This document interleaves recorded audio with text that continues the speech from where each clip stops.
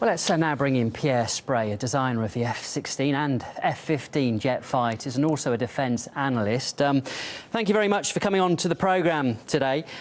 Firstly, we're hearing there that the defence contractors do get very lucrative contracts from this sort of war. What sort of lobbying power do they have, do you think, when it comes to government policy? Well, they have stunning lobbying power. I mean, that's been true for decades, and it's increasing. Year by year, their lobbies are thriving. They're getting more and more of their own way.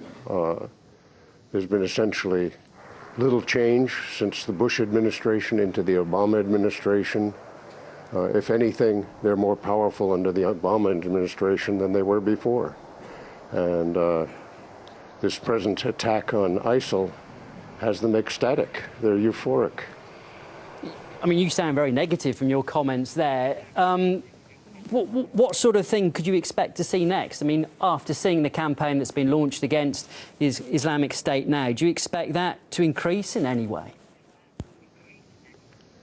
Inevitably, at least the air portion will increase. The ground portion is still kind of up in the air and will depend a lot on the politics, but beyond the shadow of a doubt, this really very puny air campaign that we're running now, surprisingly small, particularly small in terms of actual bomb-dropping strikes, will certainly increase.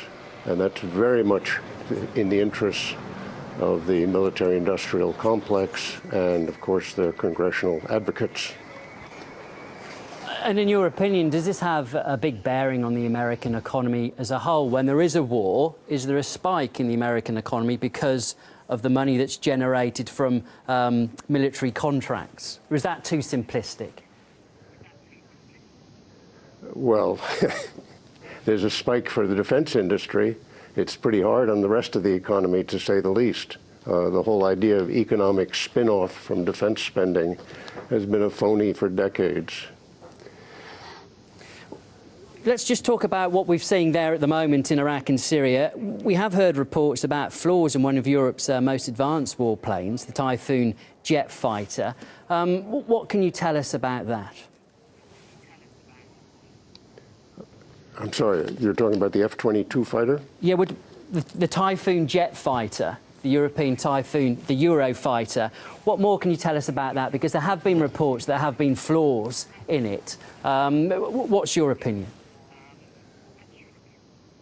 Well, it's never been a very good airplane. It's rather large, very expensive. Of course, we build more expensive airplanes, to say the least.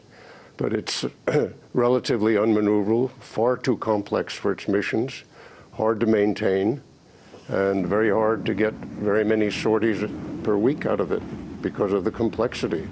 But that's no different than most of the airplanes being built today, and we're doing worse with the F-35. And with regard to the F-22, presumably that's much more apt, is it, for the situation it faces now? Well, the F-22, that was a kind of Potemkin village, if you want to call it that. They had descended into combat. It's been so conspicuously absent from combat for the many years that it's been in service that people have noticed, and there's been a lot of commentary. And so they finally set up a nice little mission for it so they could trot it out and do a little strike on what proved to be an empty concrete building.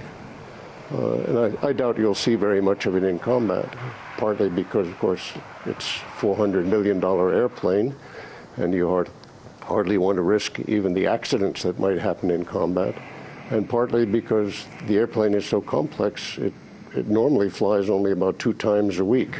So you can't get very many sorties. You can't trot it out very often. All right. OK, well, look, it's been fascinating speaking to you.